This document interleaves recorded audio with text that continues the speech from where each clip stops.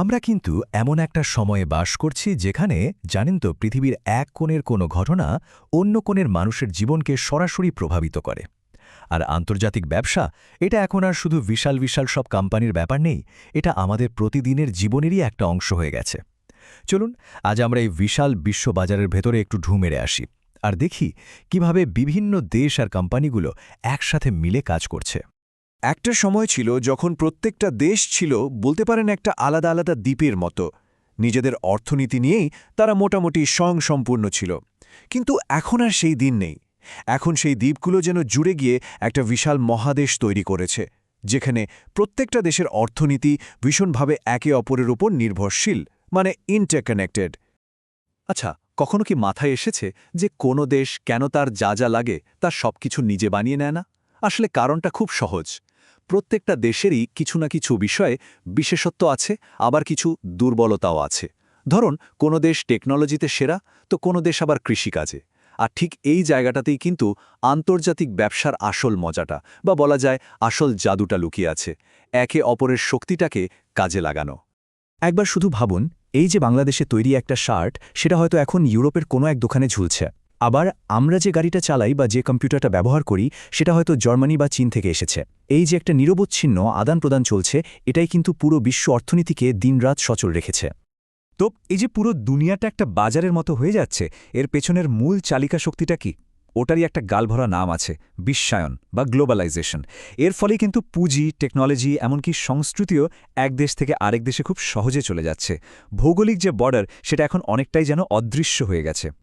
আচ্ছা, বিশ্বায়নের এই বড় কনসেপ্টটা তো বোঝা গেল, কিন্তু চলুন এবার একটু সুনির্দিষ্টভাবে দেখি এই যে গ্লোবাল মার্কেট, এটা আসলে কিভাবে কাজ করে, মানে কোম্পানিগুলো ঠিক কিভাবে নিজেদের দেশের গণ্ডি পেরিয়ে বাইরে পা রাখে। আন্তর্জাতিক ব্যবসা মানে হল, খুব সহজ ভাষায়, যখন কোনো বিজনেস ট্রানজ্যাকশন দুটো বা তার বেশি দেশের মধ্যে হয়। যেমন ধরুন, বাংলাদেশের একটা কোম্পানি ইন্ডিয়াতে সফটওয়্যার বেচল, অথবা আমেরিকার কোনো কোম্পানি বাংলাদেশে টাকা ইনভেস্ট করল। এগুলো সবই আন্তর্জাতিক ব্যবসার অংশ। মোট কথা, বর্ডার ক্রস করলেই হলো। আর এই আন্তর্জাতিক ব্যবসার দুটো একদম বেসিক পিলার হল আমদানি আর রপ্তানি, মানে এক্সপোর্ট আর ইম্পোর্ট। কিন্তু ব্যাপারটা শুধু জিনিসপত্র কেনাবেচার মধ্যে সীমাবদ্ধ না। এই দুটো জিনিসের ওপরেই কিন্তু একটা দেশের অর্থনীতির ভাগ্য অনেকটাই নির্ভর করে। কিন্তু প্রশ্ন হলো, এই যে আমদানি রপ্তানির খেলা, এটা আমাদের সাধারণ মানুষের জীবনে ঠিক কতটা প্রভাব ফেলে? মানে একজন কনজিউমার হিসেবে আমাদের কি লাভ, আর একটা দেশের অর্থনীতিরই বা কী লাভ হয়?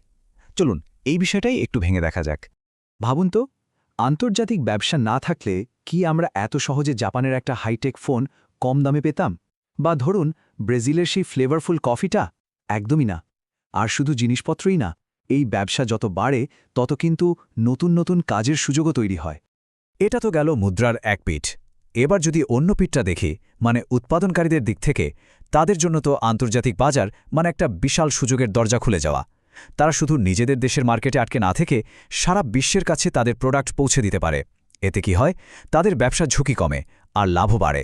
তো যখন কনজিউমার আর প্রডিউসার দুপক্ষই লাভবান হচ্ছে, তখন কি হয়?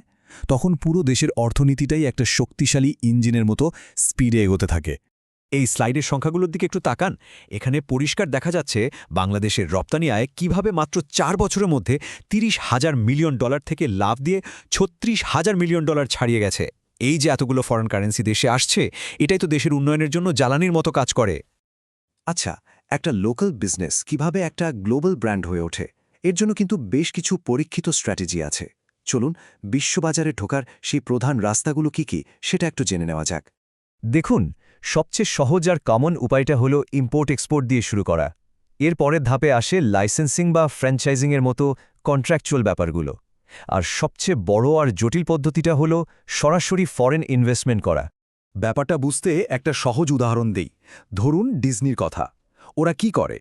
সারা দুনিয়ার বিভিন্ন খেলনা কোম্পানিকে মিকি মাউস বা এলসার মতো ক্যারেক্টারগুলো ব্যবহার করার লাইসেন্স দেয়, আর বিনিময়ে বিশাল অঙ্কের রয়্যালটি পায়। নিজেদের কিন্তু প্রোডাকশনের কোনো ঝুঁকি নিতে হয় না। এটাই হলো লাইসেন্সিংয়ের সবচেয়ে বড় সুবিধা। এখন এই লাইসেন্সিংয়ের কনসেপ্টটাই যখন আরও এক ধাপ এগিয়ে যায়, মানে যখন কন্ট্রোলটা আরও একটু টাইট করা হয়, তখন সেটাকে আমরা বলি ফ্র্যাঞ্চাইজিং। কখনো ভেবে দেখেছেন, আপনি ঢাকার ম্যাকডোনাল্ডসে যে বার্গারটা খান, নিউ ইয়র্কের ম্যাকডোনাল্ডসেও সেটা টেস্ট কেন একই রকম হয়? কারণটা হলো এই ফ্র্যাঞ্চাইজিং মডেল। এখানে ফ্র্যাঞ্চাইজার শুধু নামটাই বিক্রি করে না, বরং ব্যবসাটা কিভাবে চলবে তার প্রত্যেকটা ছোটখাটো নিয়মকানুন, মানে রেসিপি থেকে শুরু করে দোকানের ডিজাইন পর্যন্ত সবকিছু একদম কড়াভাবে কন্ট্রোল করে। আরও দুটো ইন্টারেস্টিং উপায় আছে। একটা হলো টার্নকি প্রজেক্ট আর আরেকটা ম্যানেজমেন্ট কন্ট্রাক্ট। টার্নকি প্রজেক্টে একটা কোম্পানি লিটারালি আরেকটা দেশে গিয়ে একটা পুরো ফ্যাক্টরি সেট করে দেয়, আর সব রেডি হয়ে গেলে শুধু চাবিটা ধরিয়ে দেয়। আর ম্যানেজমেন্ট কন্ট্রাক্টে কি হয়, একটা কোম্পানি তাদের এক্সপার্ট ম্যানেজারদের আর তাদের অভিজ্ঞতা আরেকটা কোম্পানিকে কিছুদিনের জন্য ধার দেয়। তো এতক্ষণ আমরা যে উপায়গুলো নিয়ে কথা বললাম সেগুলোর পর এবার আসা যাক আন্তর্জাতিক ব্যবসায় ঢোকার সবচেয়ে গভীর আর সবচেয়ে প্রভাবশালী উপায়টাতে, আর সেটা হলো সরাসরি ফরেন ইনভেস্টমেন্ট। দেখুন, এখানে দুটো জিনিস আছে, এফপিআই আর এফডিআই। এফপিআই বা ফরেন পোর্টফোলিও ইনভেস্টমেন্ট হল বিদেশি কোনো কোম্পানির কিছু স্টক বা শেয়ার কেনা। ব্যাপারটা অনেকটা রেসের মাঠে কোনো ঘোড়ার ওপর বাজি ধরার মতো, যেখানে মূল উদ্দেশ্য শুধু টাকা জেতা। কিন্তু এফডিআই বা ফরেন ডাইরেক্ট ইনভেস্টমেন্ট হল সেই ঘোড়াটাকেই কিনে নেওয়া, কিনে নিয়ে তাকে ট্রেনিং দিয়ে রেস জেতানোর চেষ্টা করা। মানে এখানে ইনভেস্টর শুধু লাভই চায় না, পুরো ব্যবসাটার কন্ট্রোলও নিজের হাতে রাখতে চায়। একটা উদাহরণ দিলে ব্যাপারটা পরিষ্কার হবে। 2007 সালে অ্যাপল যখন চীনে এই $507.1 মিলিয়ন একটা এফডিআই করেছিল, তখন সেখানে শুধু একটা রিসার্চ সেন্টারই তৈরি হয়নি, এর সাথে সাথে হাজার হাজার মানুষের জন্য হাইটেক জবের সুযোগও তৈরি হয়েছিল। এটাই হলো এফডিআই এর আসল পাওয়ার।